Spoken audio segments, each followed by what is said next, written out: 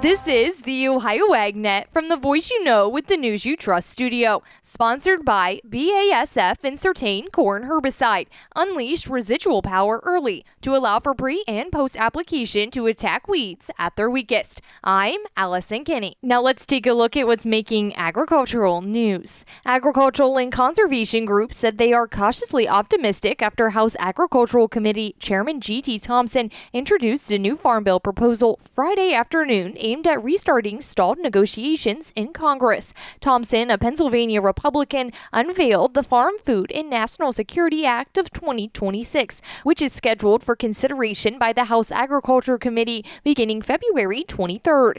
If advanced, the legislation could reach the House floor later this spring. Agriculture-aligned conservation groups welcomed the move as a signal of progress after months of uncertainty. Several farm-related matters were previously addressed in last year's One Big Beautiful Bill.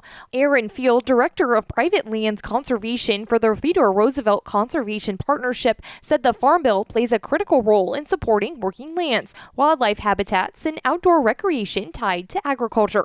Groups emphasized that bipartisan support will be required for passage and said they plan to closely review the bill's conservation and forestry provisions as the legislation process moves forward. Get ready to bid on the heavy equipment and vehicles you need in a Ritchie Brothers Midwest Regional event happening March 26th and 27th. Inventory is at Ritchie Brothers locations in Columbus, Chicago, Detroit, Minneapolis, Kansas City, and Lincoln, with in-person inspections available. Bid on a wide selection of excavators, loaders, dump trucks, and truck tractors. Don't miss this great opportunity. Visit rbauction.com/Columbus to sign up. rbauction.com/Columbus. Now let's take a look at the markets. They're closed today due to the observation of President's Day. So let's take a look at the closing numbers from Friday. They're brought to you by Seed Consultants, simply better performance. Learn more online at seedconsultants.com. March corn closed in at 431 3/4. May corn at 442. July corn at 450. March soybeans at 1133. May soybeans at 1148 1/2. July soybeans at 1160 1/2.